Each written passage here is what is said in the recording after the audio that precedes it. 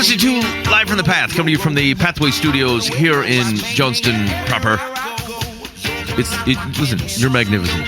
Thank you. Yes. Yeah, I was for all the peoples, including you, Boo.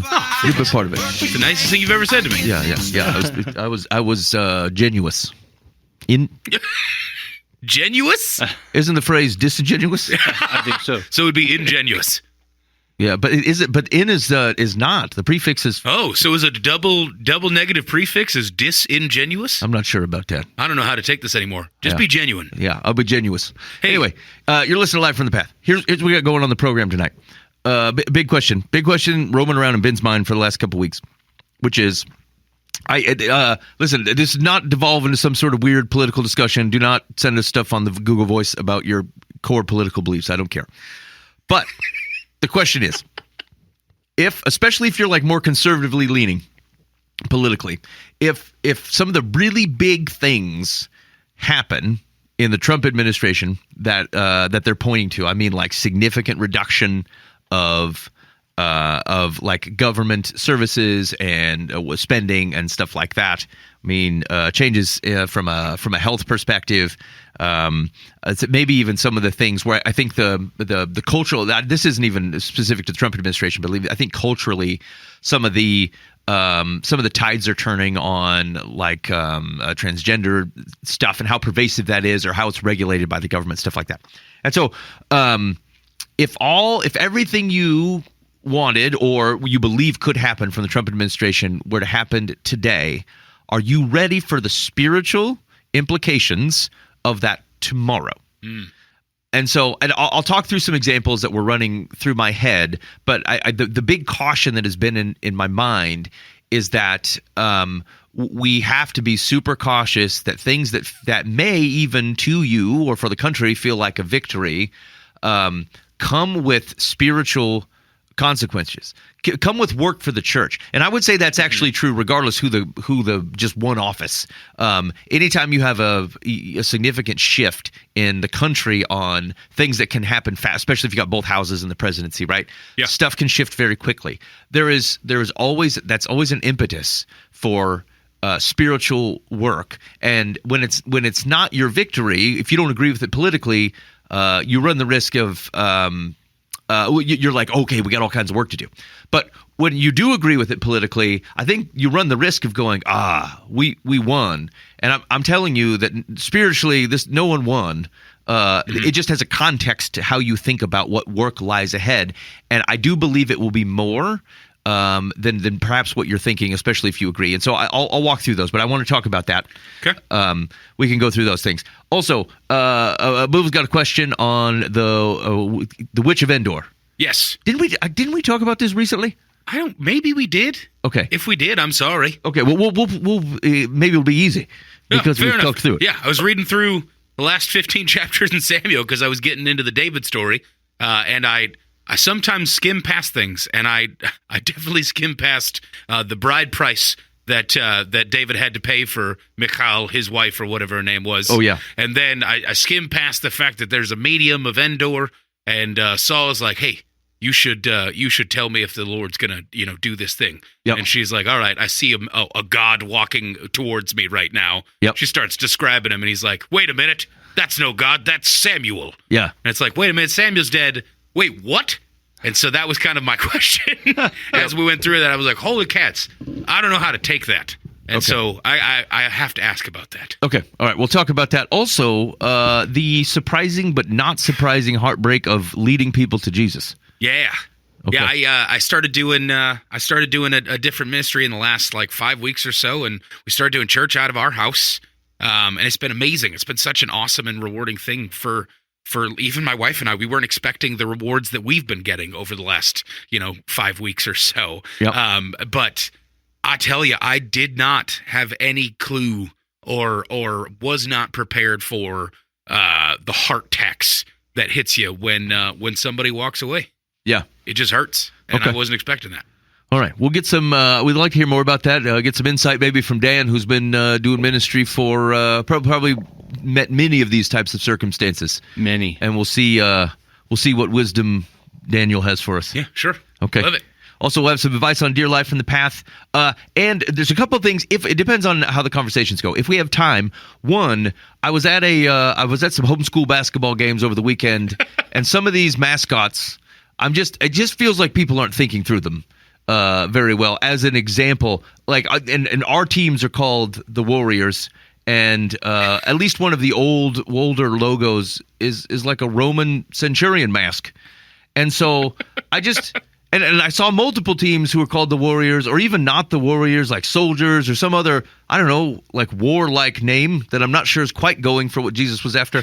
But they're all using like a Roman soldier as the mascot, and I just cannot pull this together why they're behaving in this way. Like, it's just like we didn't think about it.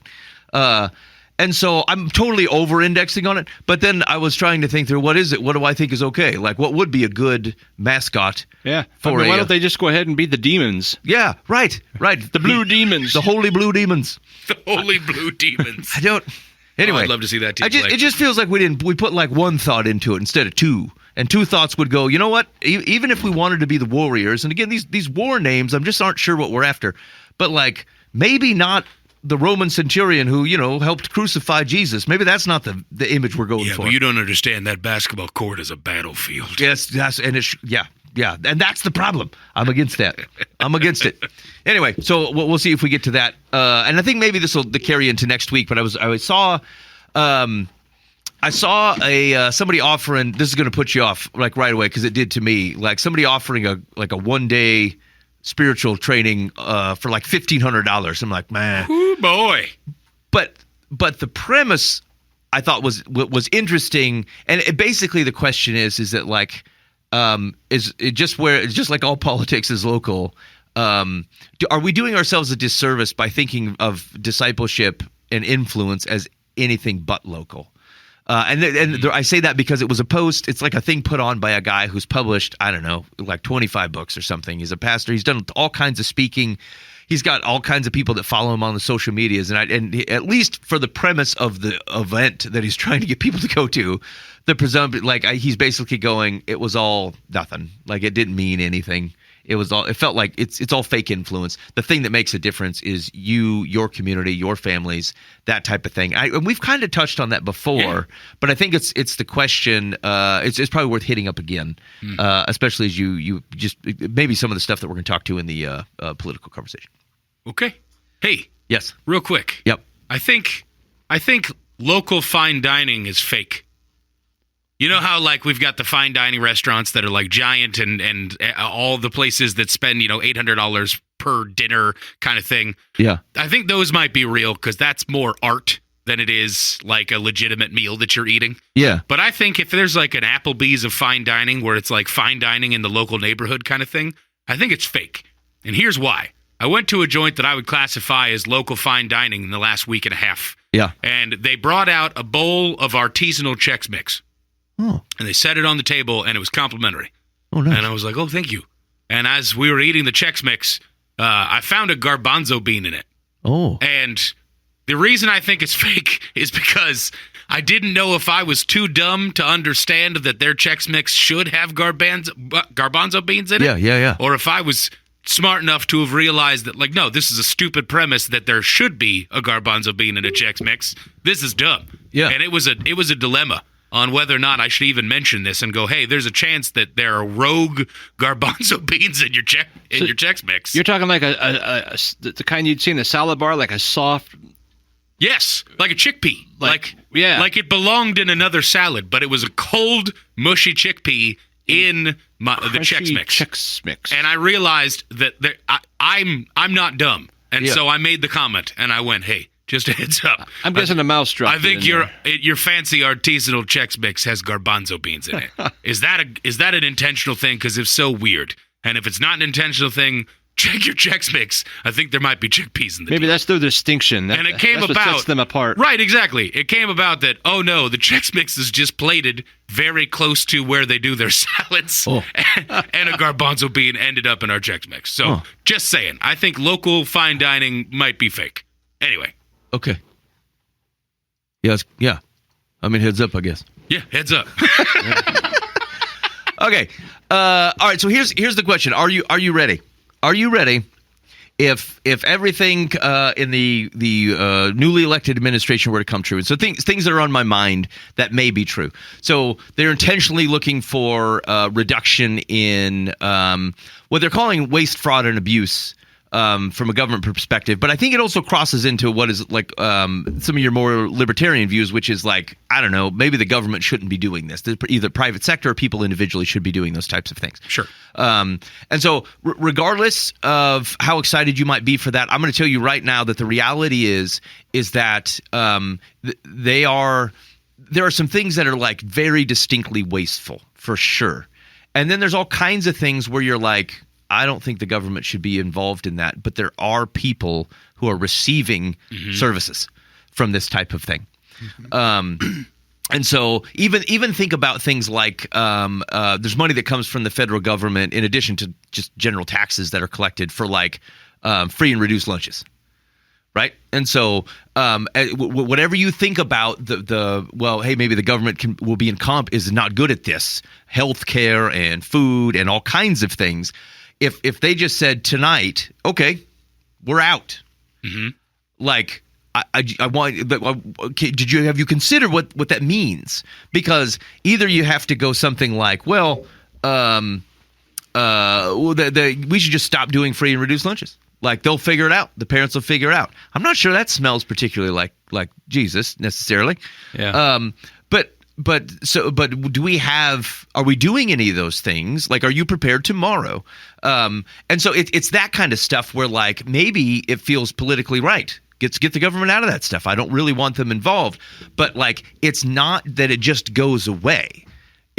We have to ask ourselves, is there a people responsibility? Right. And if so, how much of it is the Christians? Is it a Christian specific thing to be involved with, or community type of thing to do? And so like that's one example. And so like, do you think that's a risk that we have of finding what feels like good political policy, reduction of size of government, people who aren't doing things efficiently? But like, if it seems to me that there is an impact then, because that doesn't just go away, it does shift. And are we thinking about that? Yeah, I think that's an excellent question. I remember actually having that same conversation back in the Reagan administration. Oh yeah. You know, when we'd sit around in churches talk about, okay, yeah, we need to cut this and cut that and cut that, and it'll be great, and that's how it's supposed to be because this is the church's job. Yep. And I'm like, okay, so are you ready then tomorrow to start feeding all of these people? Yes. You know, and clothing them and all the things. Yep. And well, you know, they need to go work. You know, it's like, well, some of them will. You know, some of them will. Some of them won't. You know, and I think you're right. What would it take? I mean, we have to build from the ground up. I mean, it happens. It happened in the Book of Acts. You know, hey, let's get some food to the widows. You know, and oh boy, this isn't working. Reboot. You know, pick some guys. And it might be one of those situations. But the thing is, the early church had, you know, people selling property and laying it to the apostles' feet, saying, let's take care of the people. You know, that's right. And we don't have that now. Maybe we will then. Maybe the people will say, oh, wait, it really does depend on that, and God has an ability to raise up people. It would take God raising up people in big ways. Because what we've done, the church has become like lazy fat cats, and we got big buildings and big budgets, and we're spending more money on fog machines than we are feeding the poor. And like some churches will have to decide, well, do we want the fog or do we want people to eat? Yeah. And there'll be some that choose either way. Yeah. You know, and that'll say a lot. Yes. But it'll take a radical change in your average congregation. Yeah. I think that's right. And I think it's because even a lot of the conversation I'm hearing around this, they're like, hey, we think this will open up a new kind of like a Reagan era generation of prosperity. But it's more about personal growth, right? Hey, well, they're going to cut the taxes. Well, the taxes we're paying for something, and there is totally some waste in there, but like, and you may not care about a lot of it. You might be like, hey, the government shouldn't be sponsoring the Save the Oregon Owl Fund. Okay. But like, here's the thing. You got the ability to not have to think about that owl because the government was doing it. You know, and just because you don't care about it doesn't mean it's probably not important. And like, there's so much going on. I actually think I was talking to somebody over the last couple of weeks that like one of the detriments I think we have is just in our modern age is I'm not sure we're built to be able to take in all the information that we're able to, or even all the destruction and sadness. Yes, right. You know, like it's just so much to carry around, and so like, and some of this solves because it pushes local. And so maybe your federal taxes go down, but your state taxes are going to have to go up because it's just not that simple. You're being very narrow and short-sighted to go, hey, I think we can cut this and we can lower all the taxes, and the stuff that was paying for just goes away. That's naive. Even if there's totally things to save, and like even if there's something where like it's hard, but you gotta do it. Like cutting, even if you try to cut the size of the government. Those are still human beings. They still have families. They still have pensions. They still have, you know what I'm saying? And so like, even if this companies, even like non-government companies have to go through this, like it sucks. It sucks to have to make your company smaller, but like it has to be done for the health of the company. And you realize you've got excess where you don't need it, or you can do things, you can trim it. But like, those are people still. They're going home to their 3 kids and their husband who got hurt in a work accident, hasn't worked for 3 years, and a mortgage. You know what I'm saying? Like, so I have a very high caution of one, being really too naive about this, or being callous about it. Yeah. Like because it's like these are humans. These are human beings. These are all. And maybe you don't care about that owl, but let me ask you this question: do you know enough about it? Do you know how important that owl is to the economy, to the balance, the eco balance in Oregon? I'm making this up. I don't have no idea about an owl in Oregon. I'm just saying that like it's easy to go, I don't care about that. Yeah. But the government's got its hands in way too many things. But I'm guessing that if you were pressed with it and you had all the information at your fingertips, you probably care and recognize that there's a lot more of those things you should care about. That somebody has to. That you've had the privilege or the ignorance to go, well, the government's, I don't know, they're handling. It's getting taken care of. Yes. We probably on average get 3 to 5 phone calls a week from strangers asking for help paying their rent. Okay, that's just right now. Yeah. Now let's say you multiply that times 700. Right. I mean, even right now, I've honestly, I don't even answer the phone anymore because it's so painful to say no, and then they tell all the stories, and I'm like, I still don't have any money. You know? Yeah. I mean, we're not that big of a church. We don't have. I mean, the biggest church can't do it all. Yes. You know, right. I mean, it's just we just don't have it. And we actually help a lot of people that we are connected with, but you're just calling off the street. There's nothing I can do. There really isn't. Yeah. And I think, man,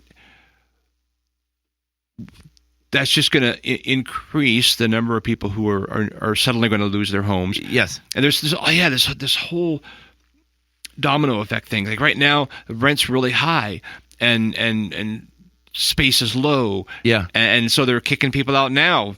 Right. So they can raise rent. Yep. I mean, we've had people in our own church like, oh, you got to be out at the end of the month. They're like, what do we do? Nothing. But you're out. The lease is done. We're going to release your apartment for more money, and you can't afford it. Yes. And you know, yeah. I mean, that's just our own little congregation here. Like, I couldn't help her. You know, I can't pay your rent for you. Yep. You know, so it will take some digging deep to really help, to really do our job. Yes. Yeah, and I think maybe that's the preparation, is that whatever it is, if you start personally, and again, I'm fine. I'm fine with you thinking politically this is probably right. It probably is. But like, if you think about how you might benefit from this type of economy, how you might benefit from these types of tax cuts and from the government getting smaller, are you prepared to go, yes, I can benefit from this and I fully intend to receive none of it? Right. Yeah. Because it has to balance somewhere. And like, I would like to believe it is kind of a principle of the New Testament. Even the early church, it's so weird. I've been struggling, praying and thinking through this probably for longer than I'd like to admit, but even more so over the last few weeks, is that like the principle is like, hey, you don't work, you don't eat. That's actually still New Testament. That's not even like one of the old school ones. Like, we still say that. Yeah. And the reality is that culture was not struggling with a lot of freeloading. They were raised understanding that. I guess that's what I was going to say too. That Yep. It's going to be either a slow process or a quick education. But these people who've been raised with, well, you owe this to me. Yes. We're going to learn real quick Yes, that's right. Yeah, they got to figure something out. But there's like, this is where it becomes difficult. Is that like, the way that the New Testament is talking about things, they're not having that they're saying widows and orphans because these are people who can't actually care for themselves. There's not an ability societally to do it. And it's why people, like, you bring your friend out and he begs at the gate and people would give him money because they're like, we get it. But like our culture is not, there's not a shame to it. And what I mean is that, like, I don't mean you're supposed to be going around like condemning everybody. What I'm saying, there's not an internal drive that goes, if I can work, then I will. If there's any way I can use any part of me to cover the burden that just existing is on the world around me, that I'm going to do my very best to do that. There is an entitlement and within our culture that's big enough that, like, even if you rip the Band-Aid off, like, what are you really, regardless of whether you don't like their attitude, you don't like their work ethic, are you going to look them in the eye 2 weeks later and go, I'm willing to let you starve to prove this point? Like, it's not so easy. God is more gracious than that in our stubbornness. And so even if you like it philosophically, it's not really going to be an option for you. And you're going to change people's behavior the same way we change gospel transformation. Like, it's not an easy thing to balance. I totally get it. But just at the end of the day, this is where it's easy to blame the government for getting bloated, but like it mops up all the stuff we don't want to have to deal with. Because like at the end of the day, there's still all kinds of people without housing and without food and have to need medical care, and like someone's got to cover it. And you may not in principle like it, but you don't have to look anybody in the face and go, no, we're not going to take care. We're not going to provide you food. You can die in the street. And you shouldn't do that. But that means you don't have a bunch of extra resources. Like, they're going to go out to things like that. And we can hope to change it culturally, but it's not going to happen tomorrow, to Dan's point. And so I worry that what feels like a political victory becomes a spiritual defeat because we're not thinking about the impact to the thing that is actually the treasure in heaven, which is human beings and their relationship with Jesus and their ability to be alive to hear it, and their ability to just like during, I know I use this example a lot, but it's powerful to me. Just like during the bubonic plague, and all those folks are getting saved because the people of Jesus are sacrificing themselves so that they may live, even when their own families abandon them. And so, like, a lot of times, this is what I get irritated with people who deride that Francis of Assisi quote, where spread the gospel if necessary, use words.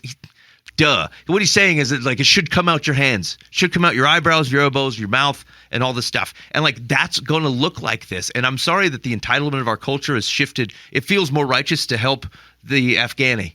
Totally, because you're like, these people are entitled. But they still need Jesus. This is still our backyard. You're going to have to be open to what that means and how it bends your political and social philosophies in the reality of Jesus's kindness for us and allowing the rain to like come on our injustice the same way we're going to do that in giving to people who are on the other side of what may be wise politically.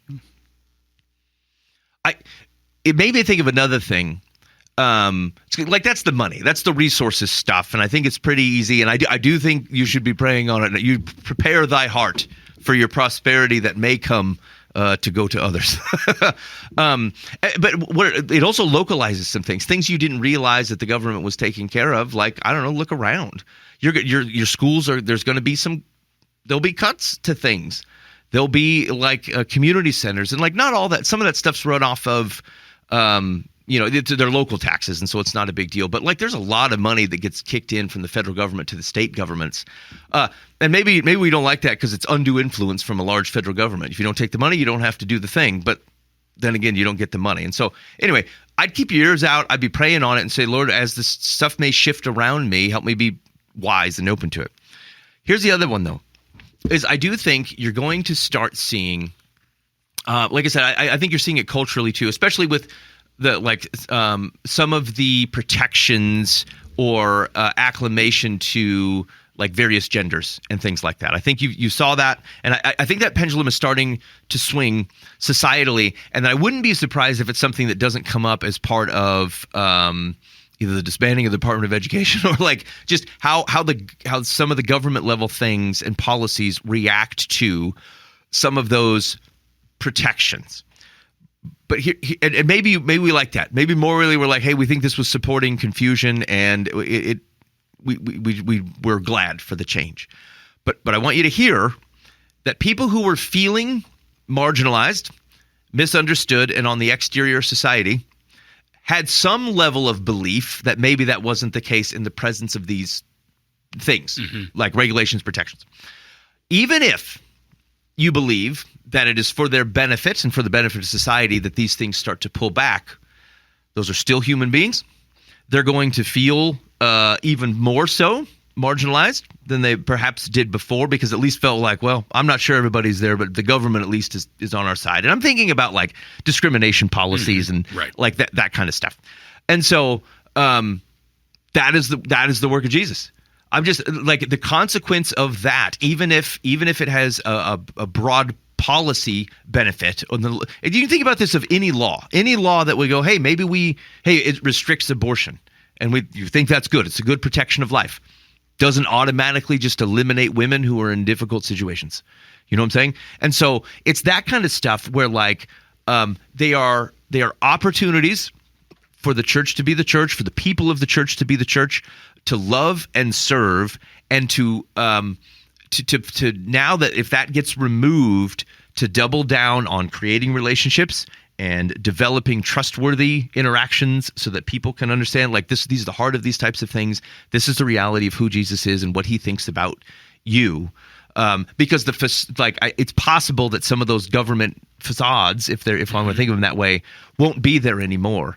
And this is not a time. That's not a declaration of. It's not a holistic spiritual victory, because it still leaves folks who aren't seeing it the way we believe that Jesus sees it. It's humans as balance, right? And so again, for the same reasons, I would think about that. What does it look like then to intentionally interact, engage, provide service to, provide whatever things to folks who feel like government policies they're going to be on the other side of? And whether it be advocates for abortion in any given state, there's all kinds of things where like I might look at it and go, yes, that reflects what I believe is morally correct.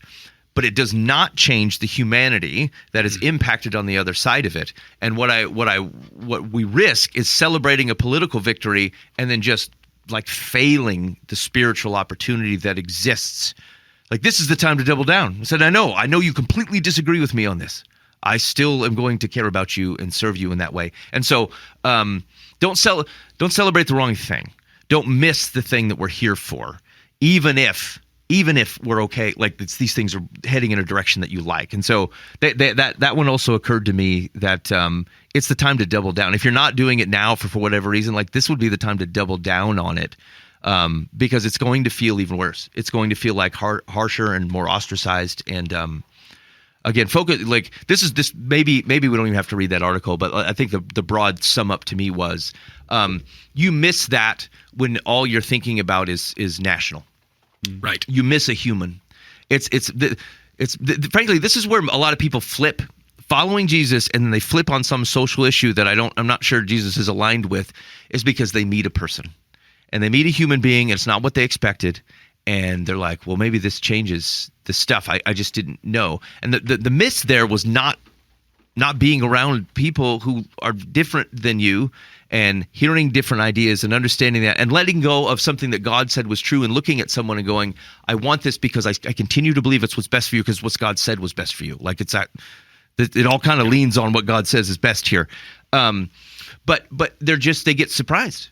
They're like, oh, we get this cartoonish version of people that comes from political commentary and like a limited Facebook feed and all this other jazz. And then you meet human beings and it felt like you were misled and lied to. And you probably were, because you were given a cartoonish vision of what people are like.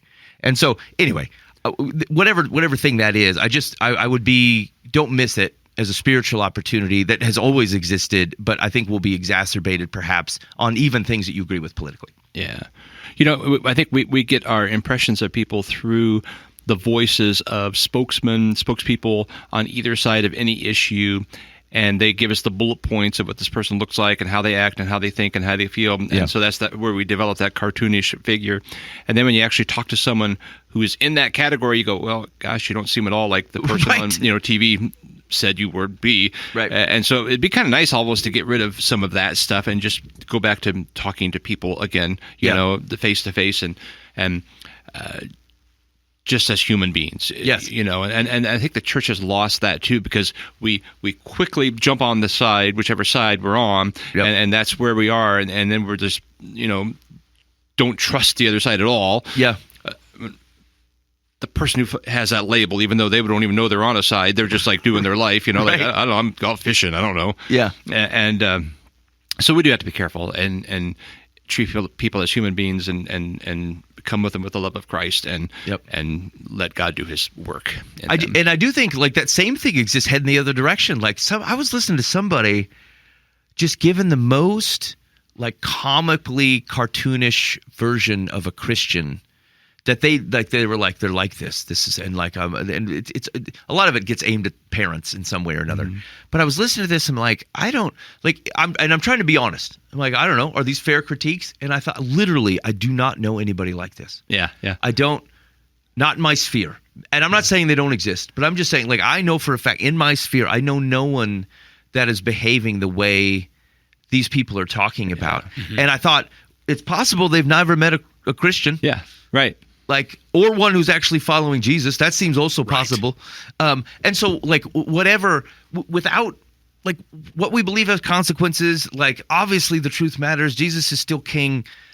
But, like, you can hold those truths and then recognize the complicated, gray fallibility and frailty of human beings around you because you share it with them. Yes. And, like, I always... There's a phrase that a lot of people will use, Christians will use, and they're like, I'm just another like beggar hoping for bread. And that part I've always I think it's right, like technically right. I've been uncomfortable with it because I think again it diminishes. Like God still loves you. You just don't suck all the time. And like I'm just not sure it's good for us to be thinking that. But the concept is right in that like how.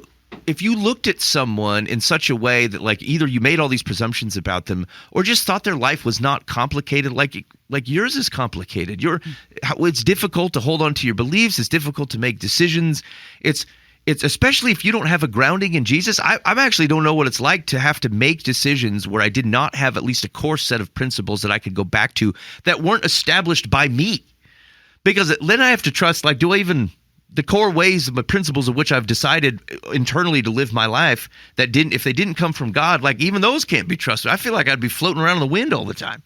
But like, I just, we think of other people poorly if you're not willing to, if you don't just look at them and go, boy, I bet their life's difficult and complicated and it's hard to find a right decision. And sometimes it feels like you only have wrong ones. And the only thing that provides me some level of center is that Jesus is king. And I know that. And then now I'm kind of starting, that's my go. Yep. And then I can branch out. If you don't have that, am I terribly surprised that these are difficult things and you don't even have a moral, think of just some of the things where like you have a moral orientation and sometimes it's hard to come to that same, like to walk with that. And so anyway, this is bottom line. It's just kindness and recognizing humans and being kind and embracing the reality that people are gray. And so if you cannot handle hearing national things without otherwise tossing that onto a bunch of humans around you, then you don't get to listen to it. And I would say that extends even at the state level, magazines or newspapers or like internet posts that reach more than 10 people. Like if you can't take that in without automatically coloring all the various people around you, then you can't take it in. You're not allowed to use it anymore. You have to shake hands. You have to look people in the eye. You go serve at the food bank with people.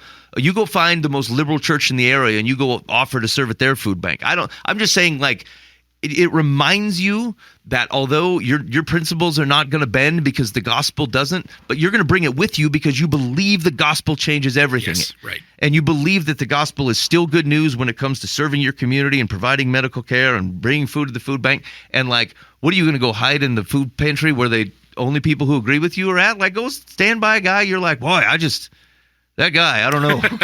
We are different people. Okay, great. like the more you can embrace that, while still holding on to what you know to be true because you are the truth bringer, the better the world gets. And the more you don't get clouded up by stuff that's too big for us to be able to take in and use competently.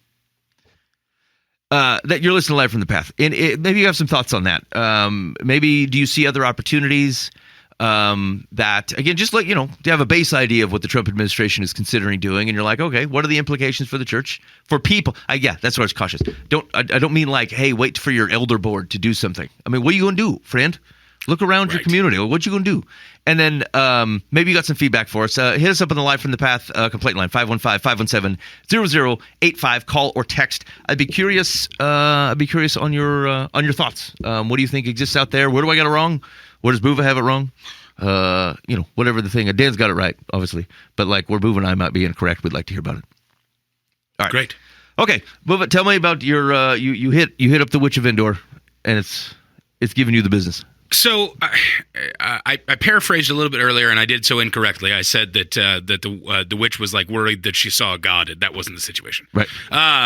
So in 1 Samuel 28, essentially Saul is asking his servants, starting in 7. I won't read the whole chapter, but I'll grab hold a couple of the verses that are important. So Saul says. In verse 6, he says, "And when Saul inquired of the Lord did not answer him, either by dreams or by Urim or by prophets. Then Saul said to his servants, 'Seek out for me a woman who is a medium, that I may go to her and inquire of her.' And his servant said to him, 'Behold, there is a medium at Endor.' So Saul disguised himself and put on other garments and went, he and 2 men with him. And they came, so cartoonish of a situation. I know. And they came to the woman by night, and he said, 'Divine for me by a spirit, and bring up for me whomever I shall name for you.' And she basically goes, 'No, don't you know that I'll die if I do that?' The Saul's basically said, 'Absolutely not. As a king, all the mediums and necromancers are going to die.' Saul says, 'No, as the Lord lives, no punishment shall come upon you for this thing.' Then she goes, 'Whom shall I bring up for you?' He said, 'Bring up Samuel for me.' Mm-hmm. When the woman saw Samuel, she cried out with a loud voice, and the woman said to Saul, 'Why have you deceived me? You are Saul.' The king said to her, 'Do not be afraid. What do you see?' And the woman said to Saul, 'I see a god coming up out of the earth.'" So I did kind of say it right, not, yeah. And he said to her, "What is appearance?" Blah, blah, blah, all this different stuff. Then Samuel said to Saul, "Why have you disturbed me by bringing me up?" Saul answered, "I am in great distress, for the Philistines are warring against me, and God has turned away from me and answers me no more, either by prophets or by dreams. Therefore I have summoned you to tell me what I shall do." Then Samuel goes on to be like, "You friggin' idiot." Mm-hmm. Okay. Taking a step back here. Yep. So I am now in a place where, one, I believe this is fully true. I don't think that this was a story that was meant to be like, and then Saul had a dream where he went and spoke to this witch. Like, I believe wholeheartedly that Saul did go and seek out the wisdom of this medium, who then summoned the spirit of Samuel. Okay. And Samuel the prophet shows up. Yep. And then everyone around is like, "Yep, this is what happens when you are a necromancer or a medium." And Samuel's walking up and going, "You freaking kidding me? Like, why are you calling me to this?" Yep. So that's a lot to take in. Yep. Because I don't know if I've ever just sat in that for a moment and went, okay, is that something I need to worry about now? And is that something where people are currently doing that, and there is a worry? Well, not necessarily a worry. Like, I know who's ultimately in control, but like, people are evil and messed up. And are people currently doing this stuff? And do I need to be, mindful of that and make certain that I'm being cautious of what mediums and necromancers exist? Mm-hmm. And then also, I don't know what that says to me about what I believed at the death of someone, that their spirit can be called up by this woman who is a medium, and Saul just kind of comes walking, or Samuel, comes walking on up, is like, "Why? Why have you called to me?" Like, of course the Lord's not going to answer you. You're no longer his anointed. Like, you screwed up. Mm-hmm. But anyway, what? Like, as men who I know have preached this, or are about to, or have walked through this before, and have tried to take in the concept of like an Old Testament history piece, and then what that means for us in today's day and age, being in a post-Jesus place of the Holy Spirit coming upon us and all of that stuff. Yep. are there things that I need to be worried about here? Like, help me understand this. I don't know if you need to be worried. Sure. Although you need to be aware that there is a very active and real spiritual world. Yep. And that there is evil and there is, God, and you just want to stay on the right side. Okay. I mean, whether this was, this is something that's repeated, or I've always come from the side that what you see today with mediums and stuff is more demonic in nature, not like actual people coming back from the grave, but demons who are familiar spirits that sure. They know all the stuff. They can say what they want, and they know all the details and can speak the voice even. So is it a worry? No, you're on. You're in God's kingdom. You're doing His stuff. Mm-hmm. I haven't even looked at this verse for so many years that I can't even tell you what I originally studied on this. Sure, yeah. But it appears to be the real deal. I mean, very well could be just a special situation where, like, obviously it's in Scripture and God's teaching His people a very important lesson. But as far as concern that someone from the past is going to come back or something, haunt you or something, it's nothing like that. Sure, Or you're more thinking like also that could people be trying legitimately to get a hold of the dead? Yeah. So ultimately, and I totally agree with that. And I think that worry is probably the wrong way to put it, because I don't, from a negative connotation, like, I'm not worried that someone is going to be able to be a medium, bring a spirit back, and they're going to have more power than my God. That's not something I'm at all worried about. Because it's obviously a cultural thing. All the shows on ghosts and everything. Well, everybody thinks there's ghosts floating around. Trying to figure out, because I think that as I've encountered or have secondhand encountered through stories, people talking about the spiritual world. And the concept of a realm where spirits exist, demons, whatever, that kind of thing, right? Like, I've never doubted that, and I certainly understand that there is a caution to understanding that exists, and it is wrong to be dismissive of all of those thoughts and just go, it's not a thing, and that's not right. Like, Jesus very specifically talks about it, and it interacts with that world, and His disciples do as well, right? And like that, I'm supposed to take in. But it reminded me of the last time we had kind of an Ask the Pastor situation, where is this something that is a specific piece that is being called out here, that I'm to take as an isolated story kind of thing, very similar to what we talked about, the concept of the baptism, and then James and Peter, or John and Peter, coming down and like checking on that area and then laying hands on them, and then Spirit comes on it, right? Like, that's a one-time story that we're to kind of take in isolation because there was a protection on the church as it was starting, right? But like, and so I don't think that I need to take that for all baptisms going forward, that there's another step kind of thing. As I'm reading through this kind of story, the way that they're talking about it, at least the concept that like Saul very specifically has laid consequences against people in the area who are doing this, means that she's not the only one. Like, this is this is a medium there. There's necromancers. That's the word that's used. I'm sure there's Hebrew behind that I'm probably missing that I could go into and study. But from what I understand, that's interaction with the dead, right? And very clearly, this medium at Endor is able to. It's not her first time. It's not something that she was like, oh, I guess I'll give it a shot. She was like, no, I'm not going to do it because you'll kill me. And then he goes, he won't. She goes, okay, fine. What name do you want, right? Like, that seems to be just a Tuesday for this gal. And as I'm understanding that, the thing that hits me weirdly is this understanding of, maybe it's a misunderstanding of even further on the concept of a heaven or a hell, and where we would go after we shed this mortal coil, if you will. And is it at a point where obviously Samuel has died, and is his spirit just able to be called upon by this medium? And what does that mean? Or am I to pull any meaning from that about what I'm doing now and what happens when I die? No, yeah, I would be given that it happens one time. Sure, yeah. I would be super cautious of developing any, basically, you don't have a pattern. Yes, All you've got is one dot on a graph. Yep, right. Yeah. Even if it happened twice, you have it's a still line, 2 dots, but that's all you got. Right. Yep, and so, totally fair. Like, what I think is the more reasonable what I believe is right is that I actually think she does this all the time, but it's all bogus, just like it's bogus now. Sure. She has no power to call a soul that belongs to Yahweh at her service. Right.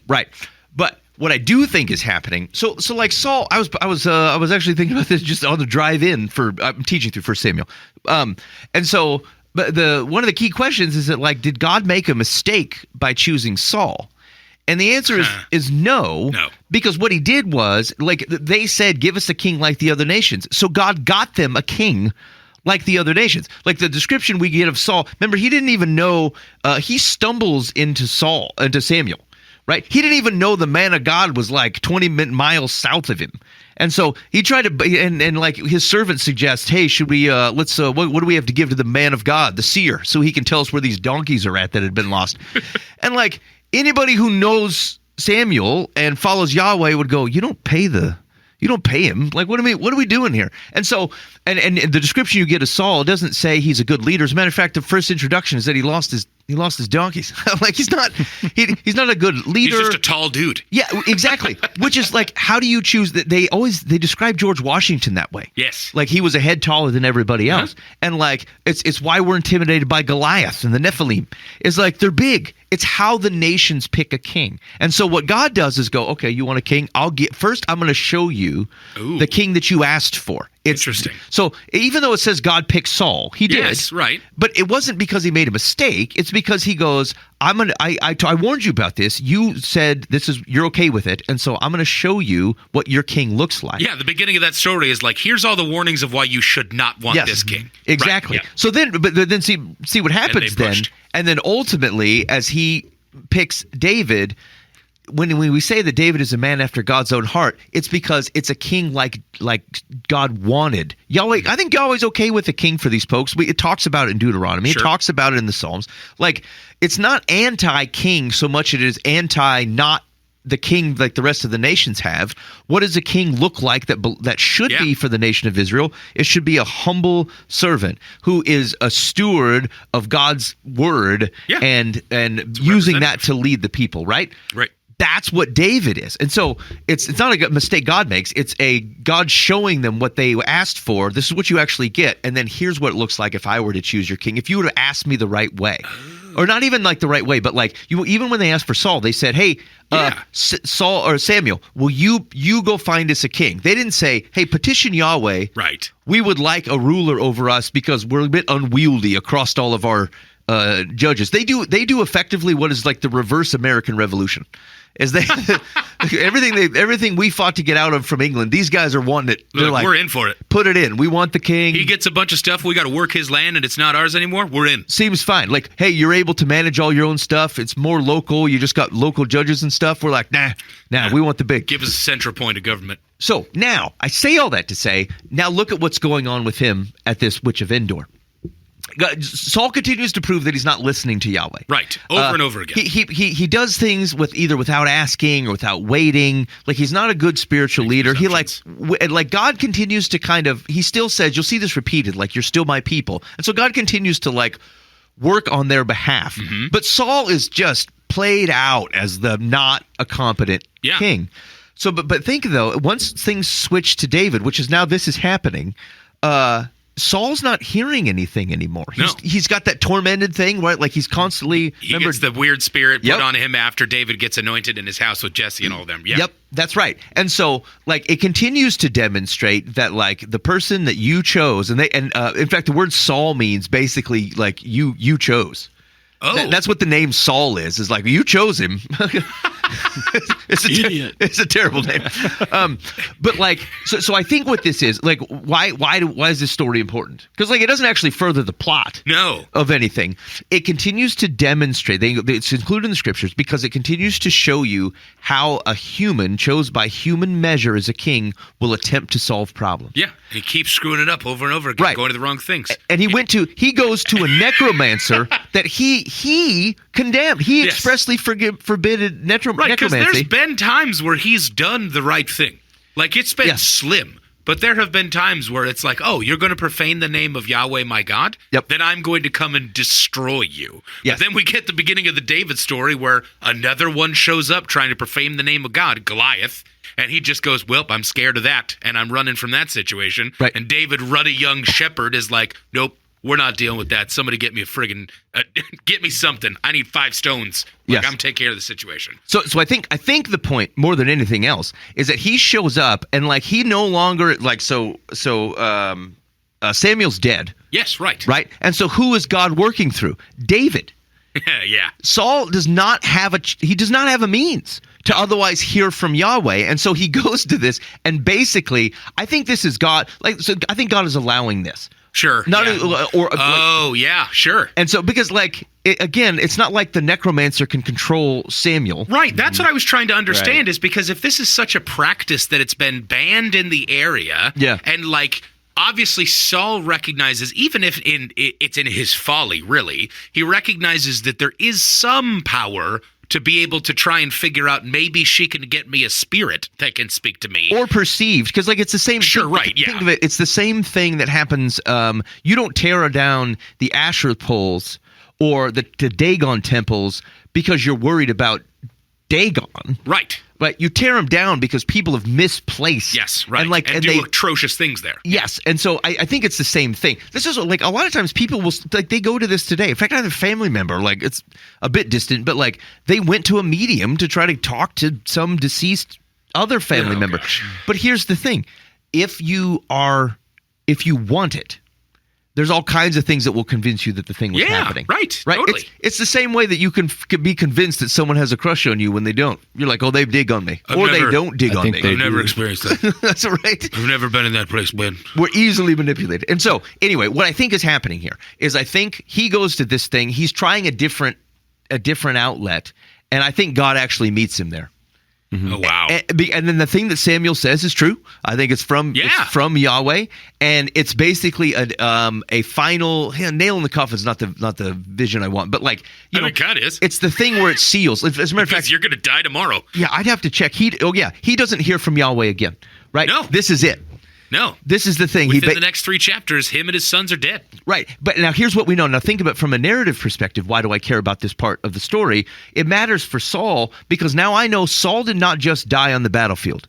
It wasn't just a human thing where he goes out there and he's like, oh, we didn't succeed. Oh, shoot. Right. Like this was known. It was within Yahweh's control, and Saul knew it. Totally. And now the people of Israel knew it and say, this was the ultimate end to when you asked for a king and I gave you what you asked for. Wow. So like... It's important to pull all of that out, obviously, yes, right. Yes. And look at it through the entire narrative of the story, just as much as you would do the same for David, right, as you would do for Saul and all the things that happen within David into 2 Samuel, as you take into these. Yeah, I guess I never thought of it like, here's the deal. I'm realizing so much more nowadays as I'm going through and reading my Bible that I have been reading my Bible in a vacuum more often than not. Yeah. And I've been doing myself a disservice to my understanding of narratives by going chapter to chapter or verse to verse and going and not taking any step back and going, what happened in the chapter before this? Yeah. Like, what is the larger narrative that I am to know if this is 5,000 years later or whatever you want to look at, right? Like, what am I to know about the character of God based off of this little piece? Because I'm convinced that I'm not finding any real doozies in any story that I've read that it's like, oh, that's a weird thing that has nothing to do with anything else I've been reading. Because I mean, admittedly, for years, I read my Bible and went from one moment to the next of like, what? That's weird. Yeah. Well, that's a weird thing right there. Oh, that was weird. I'm going to take that back. Yeah. Rarely ever do I step back and go like, how do I take this in through the entire perspective of the narrative that I've gotten? How often do I read the beginning of a scroll in light of the end of the scroll before it? Yeah. And it changes everything. Yeah, and that's kind of the point is that so like even then, you know, that story happens in chapter 28. The context for that starts in chapter 8. Yes, right. Like you got and so here's one of the key things, just like a hint on how if you find something wacky in scripture, one of the things you can ask yourself, and you're not gonna know the answer, but the thought exercise is good, which is, why is this even here? Sure, yeah. Because if you're Yahweh, do you go, you know what they need is that wild ape of a necromancer story just to put them in the old tizzy. Yes, right. There's no reason to include that, and you're getting limited stories, right? Like Yes. we're getting thousands of years over, a good 120 chapters across books. You're not getting everything, and so why the heck is this here? Why would you tell this story? And so by the time you go back and go, he's telling the story because it becomes clear that God has completely cut off Saul, and that his death, not only is Saul aware of it, but now the people of Israel know that God was this was on purpose. Sure, he was going to die. And then you go, well, the necromancer part isn't actually even all that important. No. It is what happened, and it's certainly interesting, Sure, yeah. the undead Samuel, right? But is that what he's intending you to focus on? Yeah, right. No, the key part was the thing that that's why this is here. Yes, exactly. And so, why is Saul in the circumstance that he's in? What has led him to this? What is That's right. Yahweh doing through the circumstance that led to a Saul in the first place? What Yes. happened with Israel that even led them to a point that they were asking for a king in the first place, right? Yep. there's 50,000 questions to ask of the small subsection that you're snapshotting right now, Yeah. and then taking step backs and looking into that. And it's interesting that you say that from the perspective of it's such a long story that we're only getting very small snapshots of. I came to that spearhead very recently again with Genesis 1 through 11. Mm-hmm. Literally, you get Genesis 1 through 11 beginning all the way through to Abraham, and there's barely anything in there. Yeah. That's literally barely anything. And I was talking about, I gave a very high level summary to the people that have been coming to our house on Sundays of Genesis 1 through 11, just to kind of set some basics of the Christmas season and to kind of talk about what we're talking about with Jesus in the first place, Yeah. and why we need him. And as I wrapped up Genesis 1 through 11, somebody goes, wow, so that's the Old Testament.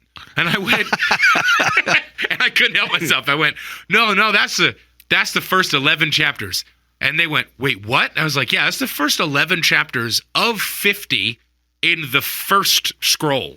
And that's one of 5 that we call the Torah. And that's one of 39 that we call the Old Testament. This is nothing of Right. what I just talked about. And so it's funny to take a step back and find myself in that too. Yeah. Of making certain that as I look at that, and it's very important. What am I focusing on here? Why is this a focus? What is the point? God didn't tell any random one-offs to go, hey, surprise them with this one.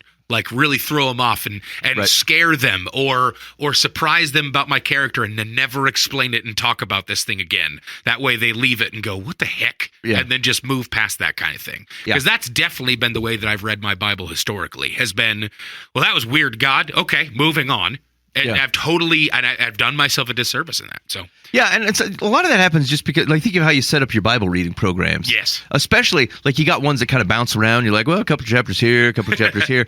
And, it's not wrong, but, it does sometimes do you a disservice because you're Yeah. like, well, I took in these 2 stories and that freaking witch.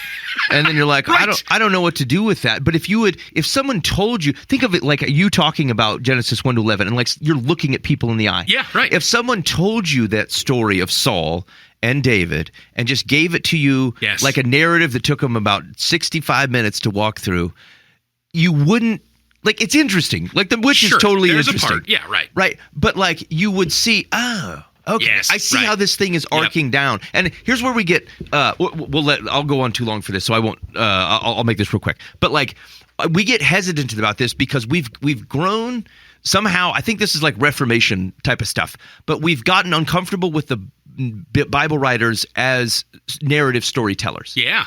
We're treating them like newspapermen. They just wrote down the stuff that God put in their mind or that they saw, and that their job was to do that. But they're not, and they're not. You've read poetry. Poetry is definitely not that. You've seen the Gospels, and you've seen the Gospel writers move things around, and you're like, well, what the heck? This is untrustworthy. It's not untrustworthy. It's just they're not trying to tell you just as if they were an eyewitness with binoculars right. sitting on the sides. The thing peels like an onion. Here's the true things that happened.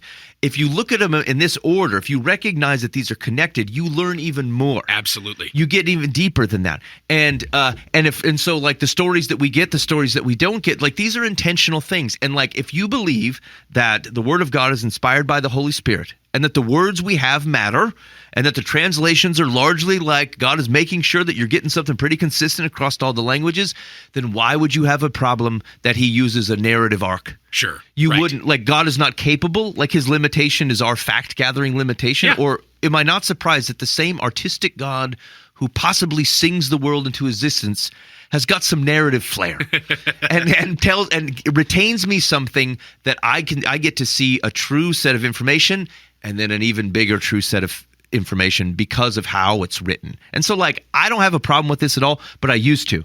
You catch me when I'm 22, I'm like hardcore going, look, I don't know much. I'm probably not even following Jesus very well, but I know I'm supposed to say every bit of this stuff is infallible and every word of this is true. And the truth would be like the way I would say legal statements. Yeah, sure, right. And it's too narrow. Right. Ends up being wrong because it's too narrow. Yeah. And so it takes time to get used to that.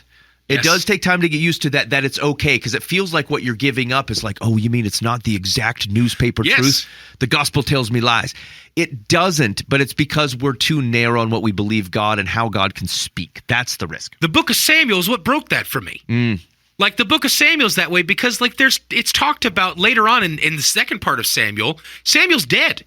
And like, there's parts of it where it seems like it's from the mouth of Samuel. Yeah. And so it can't possibly be that way. Right. And so if you're trying to take it in like a history book, no, that's the wrong way to put it. If you're trying to take it in like a snapshot of a videotape of what's happening in the moment, it fails. But like, if you look at it to go like, oh, but how am I to understand the character of Yahweh, how he interacts with his people, and then how he sets up to fulfill the promises of the covenants that he makes? And I can take that into perspective when I look at the book of Samuel across both movements, if you will, whatever you want to call them, right? Yep. It's hysterical that you say that. Literally, Samuel is what broke that for me, and I had to go, oh, crap. That's not the way that I can read this. Yeah. It's not. You know what's interesting is it's very likely that the writer who finishes Deuteronomy, because we know Moses doesn't write all this. Moses did. Right, So it's not, it can't be Moses. And like, it tends to be like, well, what happened to Moses? He died. Like, what do you mean? Right. And he died. Someone else kept writing the story. What do I care? It's not the book of Moses. Right. And there's not a man named Deuteronomy. And so, and it's actually likely that the same, like with the version, as we trace the text, that you likely have kind of the final. Again, I don't have a problem with editing either. Yeah. Or compilers, like people who are compiling the story. But like the end of Deuteronomy up through like 1st, 2nd Kings is also probably the same people. I don't think it's probably a guy. It's probably a group of people who are like stewards of the stories. And you've got Deuteronomy. You get through Judges. You got Ruth, Samuel. 1 Samuel, 2 Samuel, 1 Kings, 2 Kings, Chronicles, probably. Like, this is probably the same group of people who's like finally pulling all these things together because they're stories that people are just telling each other. You didn't have to write it down. Yeah. And so even then, you can keep moving these boundaries out, and then you can actually see similar themes towards like Moses's last blast through Deuteronomy. Up through Judges, then through the Chronicles and Kings and 1st and 2nd Samuel. Like, these themes are not different. No. There's things within the way that the language is that, I don't know, it could be different people. It could very well be the same group of people. Sure. Yep. But like, if I trust Yahweh on the stories are true and the text is good, then I can trust him with grander narratives. And it'll take a while, but I do very much encourage you to get on board with that, because then what it does is it helps me go, the witch is interesting, but I'm less, or that what happened to Moses, I'm less likely to get stuck on that stuff. Sure, yep. Because it sits in a context in which I'm like, actually, that's not even where I'm supposed to be focusing. I'm just like a curious fellow. Yeah, right, exactly. Yeah, like and that's the thing. Like, as I was reading this, I recognized that I'm taking in the story that is the continuation of Saul, or the continuation and ending of Saul's story, starting in chapter 8 all the way through, and really starting in chapter 1, to be honest, about like the setting up of why we even have a Saul in the first place. And then before that, right, all the way through to in the beginning God created the heavens and earth. Yeah. But like, and I'm understanding that like there's very obviously there's been an anointing of Saul that happens, and then things get screwed up because he was not the dude and had messed things up. There's an anointing of David, and then very specifically, he does all the right things that Saul failed at, not 15 chapters prior, not really 8 chapters prior.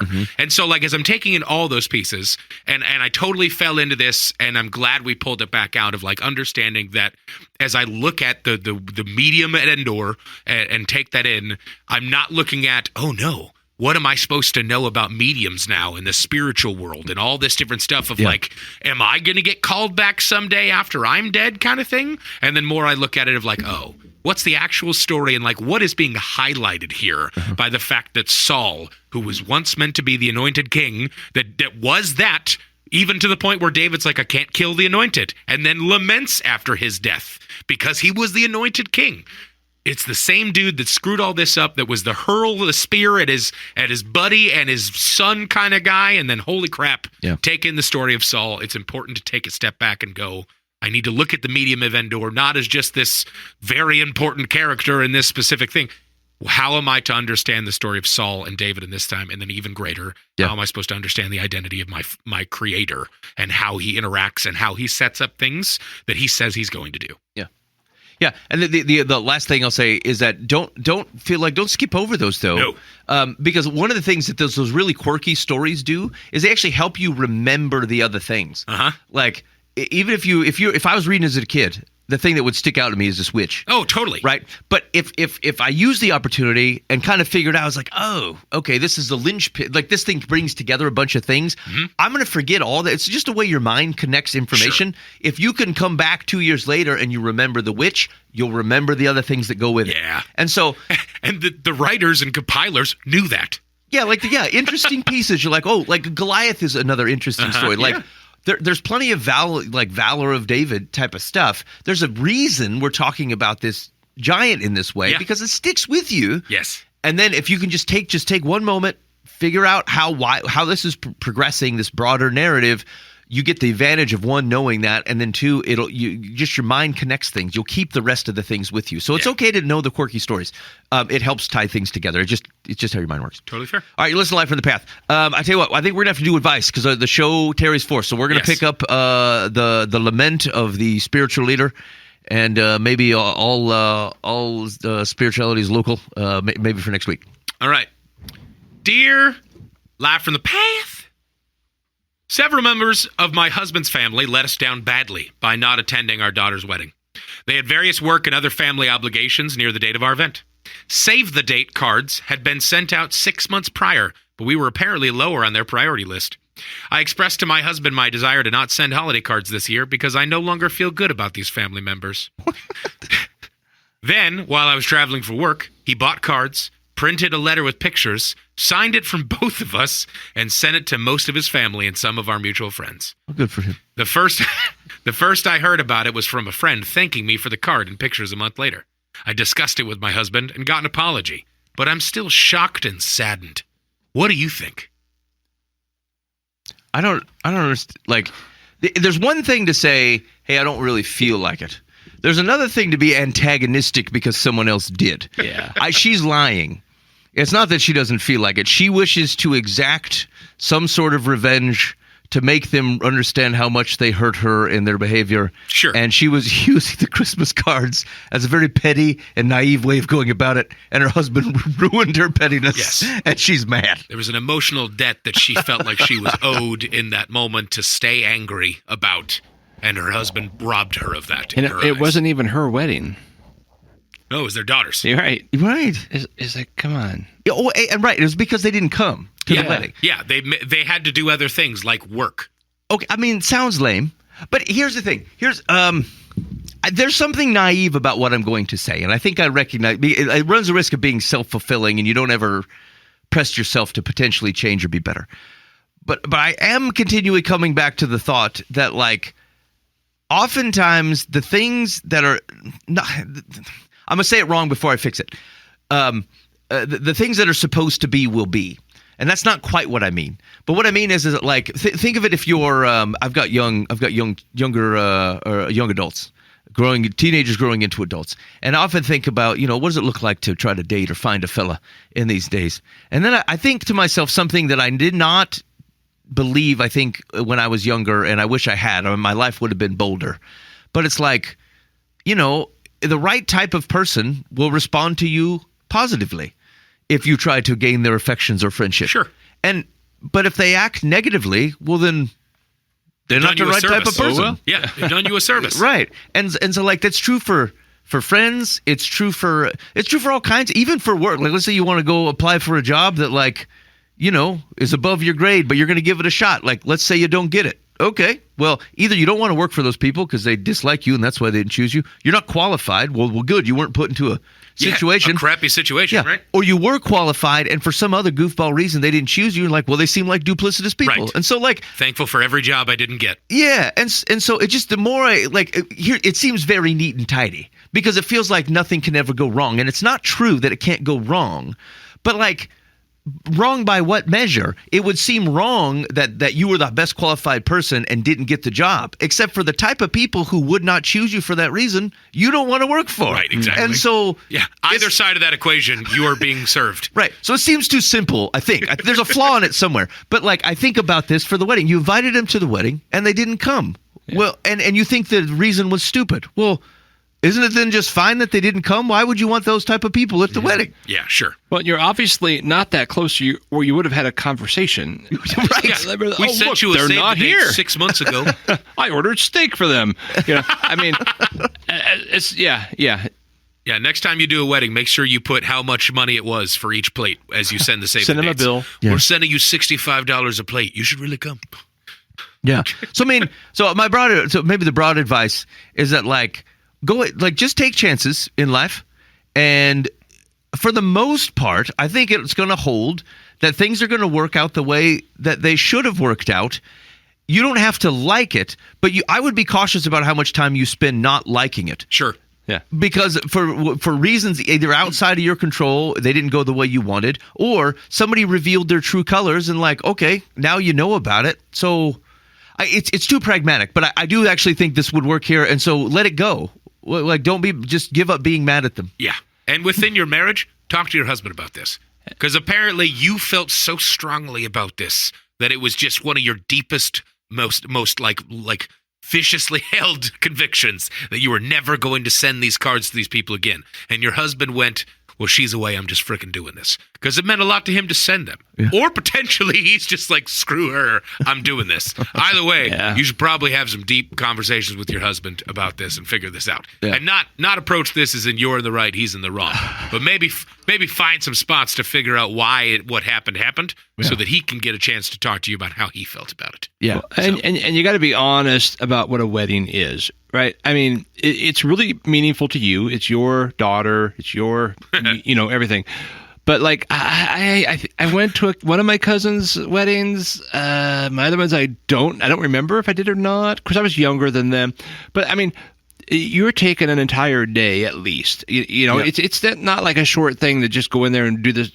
Especially if you're family, you don't just go in, do the ceremony, and head on out. Right. So it's a considerable amount of time and effort and energy and commitment. And if you're not that close, you're like, I could make money here. I got to make my house payment this month. There's just other things to do. I don't know. So, some of the best gifts I've gotten in life have not been invited to weddings where I'm like, phew, that just opened up my whole weekend. And I'm okay with that. I mean, you should send them a thank you card, Dan. I want you to know how much I appreciate you. And I didn't have to buy you a gift. I didn't have to lie and show up to this wedding and eat your gross food. Oh gosh, thank you so much. I mean, this gal's ego, she's just getting too. Yeah. She's really putting too much weight on this thing. It's just life. It's just life. Yep. Agreed. Let it go. All right. Secular says, although you didn't want to send holiday cards to the relatives who skipped your daughter's wedding, apparently your husband didn't feel the same way. He was entitled to do what he did. Repeat after me. A wedding invitation is not a command performance. Now let it go. There you go. Wow. Good. That is not the kind of thing I was expecting here from Secular. That's a surprise. All right. One more? Yeah, do one more. Right. Dear Laugh of the Pan. My boyfriend and I received a generous gift card from my brother and sister-in-law to a restaurant we love. Next week, the four of us are going to dinner together there. My question is about the etiquette of using such a gift card. Should we use it that night or plan not to use it? If we use it and there is excess, should we pay towards my brother's bill? I know my brother won't be bothered or offended either way, but I'm curious about the correct way to handle this, and I'd appreciate your advice. What? Just use it like a normal debit brother, card. Brother and sister-in-law gave girlfriend, boyfriend a gift card to their favorite place. Now all 4 of them, recipients of the gift card and givers of the gift card, are going to that restaurant next week. Yeah. Receiver of the gift card is wondering if they should use that gift card on the meal or if it feels weird to do that because it's a gift that you got from the people. What do you mean? And if you have more left over from your dinner, should you apply the rest of the gift card to your brother and sister-in-law's meal? What's the move? If And you're apparently, splitting the meals, the brother will not care. Yeah. I cannot tell you with the people I'm with what they use to pay for their meal. I don't care. Right. If it is that's a Discover. They And take if your brother's watching you, or maybe your sister-in-law is watching to see if you use the gift card that they give you. I don't know, maybe someone else gave me a gift weird. card too. You should I never mean, accept a gift from them again. Yeah. Because they're the kind of people who give the gift and go, are they going to use it back on us? Or what are they going to do? That seems weird. How far removed are you from any thoughts in this social situation that this is just flabbergasting you right now? I'm flabbergasted. I don't understand. Somebody gives me a gift card to McDonald's. Yes, Mickey D's. And then they you're say, going there next week. Hey, let's go to Mickey D's next week. Sure. What kind of person would go, hey, man, you being lame and using that gift card I gave you at this McDonald's? To this place that you love, And then which is why we got it for you? And then goes, hey, bro, did you use all that up? Why don't you help a man out and use that gift card I gave you to help cover some of my meal? Like, this all seems like ridiculous.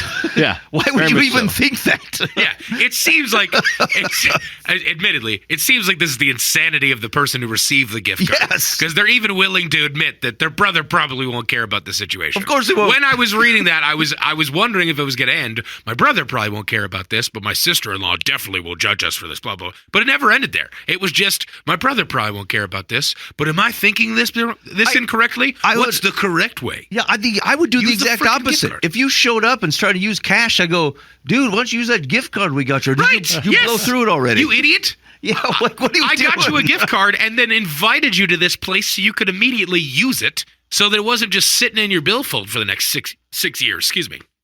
Weird. Yeah. You cheap toadstool, I can't believe you used that gift card I got you. I don't understand this at all. All right. Go ahead, hit me. The Secular says, if my mail is any indication, some folks become offended if someone they are splitting the bill with uses a gift card rather than a credit card or cash. That's why it never hurts to ask that question of the person who is joining you before going to the restaurant. It's not even helpful advice. It means nothing. Oh, just ask the brother. Hey, do you just- mind if I use and this? under the perspective that, like, some people don't like it when someone who is splitting the bill with them uses a gift card. Why? Who knows? I could care less how you pay for it. Okay. People, Yeah. stop it. Just stop it. Worry about your own affairs. Stop worrying about everyone else's affairs if this is the way that you're going to worry about their affairs. Okay. If you're going to worry about someone else's affairs to go, I hope they have enough cash, maybe I should just cover the bill because I love them. That's a good way to think about things. But if your worry is, oh, they better not use a gift card, you shut your mouth and you change your ways immediately. Yeah, the only reason I would ask that is so if some doofus that I may go out to dinner with goes, yeah, I'm not really comfortable with that, I would know not to go out to dinner with them. Never going to dinner with you Yeah, again. you're- If I have a gift card, I'm going to use it. Yeah, What? yeah. I've never once thought I shouldn't use a gift card in front of someone because they might judge me. I hope that person judges me. Back to the earlier conversation, so that I can then receive the service of me never having to go out to dinner with them again. What is there to judge? It's not a poverty I don't card. know. Yeah, right, exactly. I'm what not is it? using my food stamps on Alaskan king crab. I don't Like, that's get not it. the situation. Here's the deal. If I see you pull out a food stamp card and I see you buy $39.99 a pound Alaskan king crab, I'll judge you more for that than you using a gift card to a joint that I bought you the gift card to. Yeah, yeah. What? This is wrong. You should move to You should- Chile. Chile wants you. Go to Argentina. America's had enough. All right, you listen to Live from the Path. Thanks for hanging out with us tonight. I very much appreciate it. If you got feedback for us on the show, hit us up on the Live from the Path complaint line, 515-517-0085. Call or text. It's the Bob Eisenhower Live from the Path complaint line, 515-517-0085. We appreciate any feedback you have from the show. Actually, we heard from our friend Marshall this week, who was digging through the archives. A brave soul. Yes. Brave soul. going through the archives. And hit a landmine that I predicted. Yeah, yes. Yeah, that's true. Bubba was proven right. Dan had said some Dan type of things in this episode. And Bubba had said, someone's going to listen to this and it's going to come up. And it did. Good old Marshall hanging out. Yeah, and I believe I said at the time that they'll have to make sure they understand it in context, or it'll sound much worse. It's going to sound bad. Yeah, it was the dumpster fire episode, if you want to. If I remember correctly, we were talking about investing in marijuana and just all kinds of stuff. That was a wild one. I remember from then on I decided I will never run for political office because someone will find that. That's how you know it was a good episode. Dan's like, TV. I guess I gave up my political career after this one. Dan's do not elect Dan Hudson. All right. Anyway, thanks for hanging out with us. We'll see you. Christmas time and New Year's is dicey. We'll see when the shows come out. Maybe if we're not here, we still got another, I think, 5 years worth of shows that I have to get posted back. And so if we don't do fresh shows, maybe I'll start trying to fill that back catalog. But in the meantime, be faithful in the means. God will handle the ends. You've been listening to Live from the Past.